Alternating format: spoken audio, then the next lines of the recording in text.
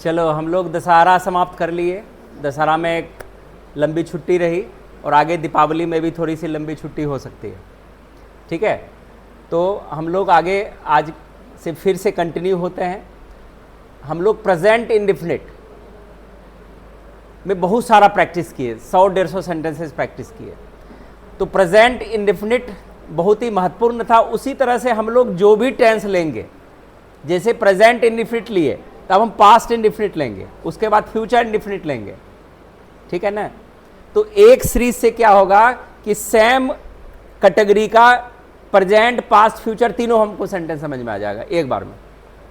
अगर हम कंटिन्यूस लिए तो प्रेजेंट फिर लेंगे, फिर पास्ट लेंगे, फिर फ्यूचर लेंगे। परफेक्ट लेंगे फिर प्रेजेंट लेंगे, फिर पास्ट लेंगे, फिर फ्यूचर लेंगे। किताब में पढ़ते हैं तो पहले प्रेजेंट का इंडेफिनिट, फिर कंटिन्यूअस प्रेजेंट का। तो उस तरह से थोड़ा सा अपना बुद्धि यहाँ पर लगा करके थोड़ा सा अंतर आएगा। ठीक है ना। तो यहाँ पर ध्यान रखना है कि अब पास्ट इंडेफिनिट क्या है। जैसे प्रेजेंट इंडेफिनिट पढ़े तो उसमें क्या पढ़े, it shows the simple action of present time. तो हम अपना डाल सकते हैं इसमें डेफिनेशन, लेकिन चूंकि हमको स्पीकिंग प्रैक्टिस फिर करनी है कि अंग्रेजी जब बोलें तो दूसरा प्रभावित हो। ठीक है ना। सिंपल तो हर कोई बोल सकता है। ठीक है ना। हम लोग बार बार वही वाक्य यूज करेंगे तो अच्छा नहीं लगता है, तो थोड़ा सा डिफरेंट करेंगे। हम इसका बना सकते हैं, it shows the simple action of past time, बस हो गया इसका भी। अगर फ्यूचर आता तो it will show the simple action of coming time, हम बना सकते हैं। लेकिन यहाँ पर थोड़ा सा डिफरेंट और थोड़ा सा स्टैंडर्ड इसको करेंगे। तो पास्ट इंडेफिनिट का टेंस यहाँ पर हम कैसे डिफाइन करेंगे, तो ध्यानपूर्वक देखना है। Past indefinite tense is used to describe an action that happened in the past and is completely finished. अर्थात पास्ट इंडेफिनिट टेंस उस क्रिया को कहते हैं या दर्शाता है जो भूतकाल में पूरी तरह से पूर्ण हो गई, मतलब समाप्त हो गई। ठीक है ना। आगे देखेंगे कि इसमें जो पहचान आती है, पहचान भी हम इसको सेट कर देते हैं यहाँ पर। वैसे वाक्य इतना हम यूज करेंगे कि पहचान अपने समझ में आ जाएगा। तो इसका हम आईडी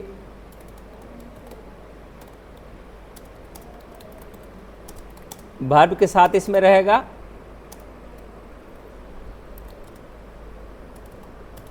या ये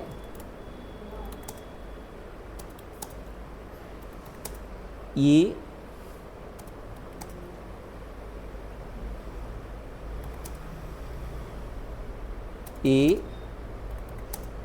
और इस तरह का पहचान रहेगा। ठीक है ना। लेकिन एक पहचान इसमें और रहेगा, जैसे कभी कभी जाता था, ये दिखने में जो है पास्ट परफेक्ट की तरह दिखता है। ठीक है ना। ये नहीं, जाता था नहीं, ता था लगेगा, ता था, ती थी,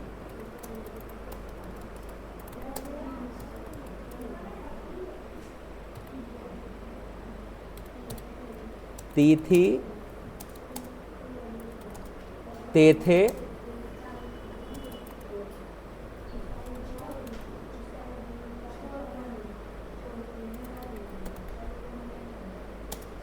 इत्यादि। ये पहचान हम रख सकते हैं। ये पास्ट इंडेफिनिट की पहचान है। ये भी इसमें कभी कभी कन्फ्यूजन आता है। किसमें कन्फ्यूजन होता है, ये वाले पार्ट में। तो इसको थोड़ा सा सावधानी पूर्वक करेंगे। हम इसको अंडरलाइन कर देते हैं। ठीक है ना। ये इसलिए किए कि ये देखने में पास्ट परफेक्ट की तरह दिखता है, लेकिन जब वहाँ पढ़ेंगे तो फिर हम इसको देख लेंगे। तो इसका भी अंडरलाइन हम हटा रहे हैं। अब यहाँ पर सकारात्मक, नकारात्मक, प्रश्नसूचक और क्वेश्चन वर्ड के साथ हम कैसे व्यवहार करेंगे, इसको यहाँ पर देखेंगे। अब अनुवाद यहाँ पर साथ साथ बनाना है। ठीक है। तो इसमें जो स्ट्रक्चर आएगी, पहला सकारात्मक सेंटेंसेस के लिए सब्जेक्ट प्लस V2 लगाएंगे, मतलब सेकेंड फॉर्म ऑफ वर्ब और ऑब्जेक्ट। इसमें अब कोई भी SES का झमेला नहीं है। उसमें verb 1 verb 5 भी प्रॉब्लम में था, इसमें कुछ नहीं, V2 सबके साथ। ठीक है। तो कुछ नहीं, सब्जेक्ट देखेंगे, उसके बाद कोशिश करेंगे। तो अभी जो है सबको सिर्फ हिंदी देखना है, ऊपर में ट्रांसलेशन बनाना है। जब ये ऑनलाइन हम लोड कर देंगे तो वहाँ से हिंदी सहित पुनः प्रयास करना है इस वाक्य को, तब एडवांस बनेगा, ठीक है ना। या मन में बनाना है, हम यहाँ पर कोशिश करते हैं सामने बनाने का, और तुम लोग मन में इसको बनाते जाओ। मैंने किताब पढ़ी, क्या बनाएंगे? I read. ध्यान रखना है कि रीड ने पढ़ देना है, चूंकि दोनों का read red red reading reads. I read a book, ठीक है। इसमें क्या करेंगे? उसने खाना बनाया, सी कुक्ड। ध्यान रखना है कि खाना बनाना जब भी आएगा तो कुक फूड नहीं यूज करेंगे, कुक से ही काम हो गया, सी कुक्ड। वे खेले, क्या हो जाएगा? तुम लोग भी अपने से मौखिक बनाते जाओ, दे प्लेड। उसने गाना गाया, यहां पर सी या ही दोनों चल सकता है, sang ए सॉन्ग। हमने पत्र लिखा, वी रोट लेटर्स कर दो, क्योंकि यहां पर सब्जेक्ट प्लुरल है, ठीक है ना। वी रोट लेटर्स, क्लियर हो गया? समझ में आया यहां तक? अब नकारात्मक इसी को करें, डिड नॉट प्लस वर्ब का बेस फॉर्म यहां पर लगाएंगे, मतलब उसका जो बेस फॉर्म क्या है? जिसमें कोई भी आईएनजी ईडी कुछ भी जुटा हुआ नहीं हो, एकदम सिंपल जो उसका मेन फॉर्म है उसी को रखेंगे। और डिड नॉट सब में चलेगा, इसमें भी कोई झमेला नहीं है। मैंने किताब नहीं पढ़ी, क्या बन जाएगा? I did not read. ध्यान रखना, रीड नहीं पढ़ेंगे, I did not read a book. उसने खाना नहीं बनाया, सी डिड नॉट कुक। वे नहीं खेले, दे डिड नॉट प्ले। उसने गाना नहीं गाया, सी या he did not sing a song. हमने पत्र नहीं लिखा, we did not write letters. Clear हो गया? अब यहां पर प्रश्न सूचक में क्या शुरू में लगा रहेगा या क्या नहीं रहेगा? तो सब्जेक्ट, डिड प्लस सब्जेक्ट। अगर नॉट रखेंगे तो कहां पर आएगा? वर्ब के पहले, ध्यान रखना है। क्या मैंने किताब पढ़ी, क्या बनेगा? Did I read a book. क्या उसने खाना खाया? खाना बनाया,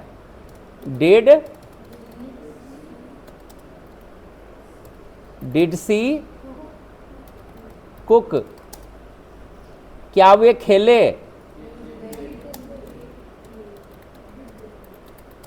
did they play.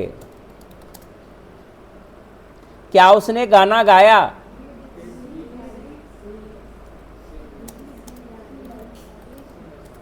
Did she sang a did she sing a song. क्या हमने पत्र लिखा? Did we write letters.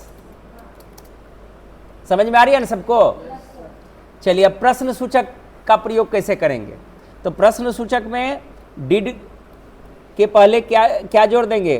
Question word, तब रखेंगे डिड का प्रयोग, ठीक है। तुमने क्या किया? What did you do. उसने क्या पढ़ा? What did he read. कल कौन आया? Who did come yesterday.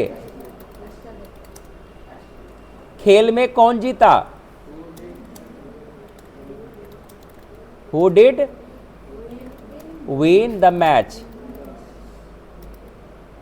यहां मे का प्रयोग नहीं आएगा, who did win the match. ठीक है, मे है फिर भी नहीं। तुम कहां गए?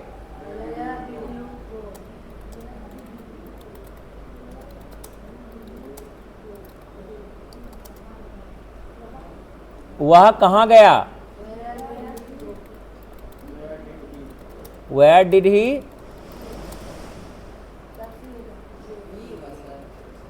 Where did he go? वह कब आया? When did he come? तुम कब गए?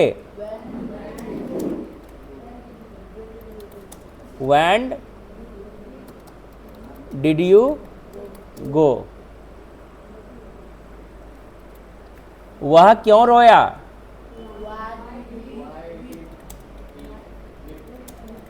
Why did he weep? तुम क्यों हंसे?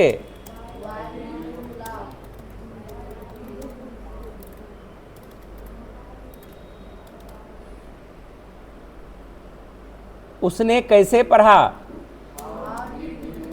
How did he read? तुमने कैसे लिखा?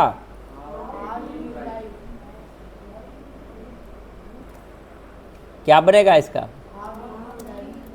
How did you right. इसमें हिंट दिया हुआ है, भारी नहीं लगेगा। ध्यान रखना है कि पहले पूरा जितना वाक्य है बनाते जाएंगे, तब आगे निकालेंगे ट्रांसलेशन। ठीक है, थोड़ा सा रोक करके। हम यहाँ पर गलती किए कि लगातार बनाते चले गए। हमको यहाँ पर पहले ट्रांसलेशन दिखा देना था। इससे क्या होता कि मौका मिलता कि हम सही बनाए या गलत बनाए। तो फिर भी अभी कुछ नहीं बिगड़ा है। यहाँ तक जो है ट्रांसलेशन मेरा दिया हुआ है। ठीक है ना, तो थोड़ा स्लो करके इसको देखेंगे। चलो यहाँ देखो क्या होगा। तुम किसके साथ गए? With whom did you go? वह किसके साथ खेला?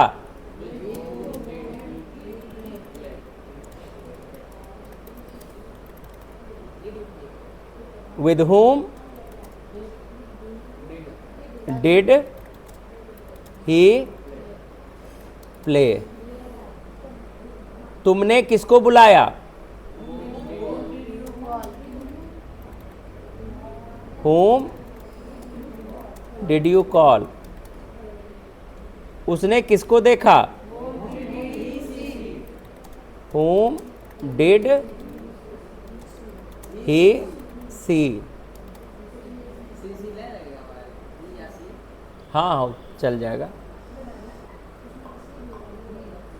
तुमने किससे बात की? किससे? एक है कि अलगाव वाला बोध होगा तब फ्रॉम लगेगा, फ्रॉम होम। लेकिन एक है डायरेक्ट जो बात कर रहे हैं, तो इसलिए वहां फ्रॉम होम दिया हुआ है। ठीक है ना, तो यहां पर अभी जो है ये फ्रॉम होम का प्रयोग इसमें नहीं होगा, विद होम लगेगा। तुमने किससे बात की? With home did you talk? अगर हम इसको चाहेंगे तो इस तरह से बना सकते हैं, whom did you talk with, ऐसे भी बना सकते हैं।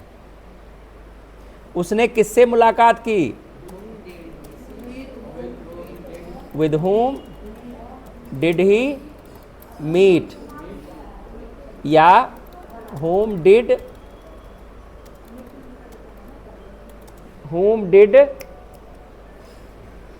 he meet with। ठीक है, लेकिन पहला वाला ही अनुवाद सही है। चलो एक कंप्रिहेंशन दे रहे हैं पास्ट इंडेफिनिट या पास्ट टेंस से रिलेटेड। तो यदि ऊपर वाला भाग समझ में आ गया होगा ये भी आराम से बन जाएगा। इसको जोर जोर से पहले पढ़ना है। हम लोग क्या करते हैं, बहुत ऐसे बच्चे हैं जो पढ़ नहीं पाते हैं, बहुत ऐसे बाहर के लोग आ जाते हैं तो बोलता है पढ़ो तो किताब, वो पढ़ नहीं पाते हैं। तो छोटा छोटा वाक्य पहले हम देखेंगे। प्रेजेंट इंडेफिनिट पे भी हम लोग बहुत सारे कंप्रिहेंशन को बनाए, तो इसको ठीक से पढ़ना है, रीडिंग देना है, तब समझने का प्रयास करना है दो बार पढ़ने के बाद, ठीक है। Ram was a very hard working boy. He woke up early in the morning and studied. Last year, he scored good marks in his science exam. His teachers praised his hard work a lot. After the exam, he went to the park to play with his friends. He was very happy because he had solved even the difficult questions. Ram wrote a long essay in the school library and shared his experiences with everyone. He had decided never to shy away from working hard. His parents were also proud of his success. इसको 2 बार 3 बार पढ़ना है। पढ़ने के बाद इसी से यहाँ answer देना है, जैसे परीक्षा में आता है। How many marks did Ram score in the examination या एग्जाम? कितना मार्क्स उन्होंने, कैसा मार्क्स आया, ये तुमको पढ़ के, ऊपर पढ़ के जवाब देना है। Why did Ram go to the park? Ram park क्यों गया? अब निगेटिव सेंटेंसेस क्या है? Did Ram fail to solve the difficult questions? क्या राम कठिन प्रश्नों को हल नहीं कर पाया? किया था। Did Ram decide to avoid hard work? क्या राम कठिन मेहनत करने से पीछे हट गया था? ये देखना है। Where did he write a long essay? उन्होंने लंबी निबंध कहाँ लिखा? ठीक है ना। How did his parents feel about his success? कि कैसा उसके सफलता से उनके माता पिता फील किए, महसूस किए, ठीक है। अब यहाँ से who praised Ram's hard work at school? किसने प्रशंसा की? When did Ram study in the morning? Ram ने कब सुबह में कब पढ़ाई की? ठीक है, ये देखना है। Why was Ram happy after the exam? How did Ram solve the difficult questions? ठीक है, ये देखना है। अब यहाँ से एक जो ट्रांसलेशन आएगा, जो हम यहाँ पर देने वाले हैं, वो बहुत ज़्यादा डिफिकल्ट होगी। कोशिश करना है उसको बनाने का। इसमें कोई भी हिंट्स नहीं है ना। ये हम धीरे धीरे निकाल रहे हैं, ट्रांसलेशन देखना है। कोशिश करके, आप पूछ करके भी, जैसे भी हो इस ट्रांसलेशन को सॉल्व करने का कोशिश करना है, ठीक है। तो ट्रांसलेशन हम दिखा रहे हैं, इसमें भी पॉजिटिव, नेगेटिव, इंट्रोगेटिव सारे तरह के सेंटेंसेस अवेलेबल हैं, ठीक है। ये जो दिनचर्या में हम लोग प्रयोग में लाते हैं, क्योंकि बार बार छोटे सेंटेंसेस को हम लोग यूज नहीं करते हैं, बड़े को ज़्यादा इस्तेमाल करते हैं, तो इसीलिए हम इस तरह के वाक्य को आपके सामने यहाँ पर प्रस्तुत कर रहे हैं। इतना अनुवाद है कंप्रिहेंशन के साथ, ठीक है। पहले यहाँ तक अपने से बनाना है, तब दूसरे दिन हम सॉल्यूशन इसका तैयार करेंगे, आज नहीं। क्या क्या टास्क रहा? कंप्रिहेंशन को क्या करना है? पढ़ना है 2 बार, पढ़ करके उससे क्वेश्चन खोज के लिखना है नीचे। ये क्यों दे रहे हैं कि परीक्षा में क्वेश्चन आंसर में लिखेंगे कैसे, उसमें तो डिफिकल्ट पार्ट रहता है। चैप्टर समरी है वो हम नहीं समझ रहे हैं और प्रश्न आ गया, तो रट करके कितना दिन तक चलेगा? रटंतु वाला हाल नहीं करना है, हमें अपने दिमाग में समझना है और समझ के आंसर देना है, ठीक है। तो हमको उम्मीद है कि आज का क्लास आपको अच्छा लगा होगा। जो ऑनलाइन पढ़ रहे हैं आप लोग भी कोशिश कीजिए, और कमेंट में कोई हेल्प चाहिए या हमारी कहीं मिस्टेक होती है कमेंट में आप लिखेंगे, हमको नोटिस करेंगे और हमें बताएंगे। चलिए, आपका दिन मंगलमय हो, इसी शुभकामनाओं के साथ आज का क्लास यहीं पर समाप्त करते हैं।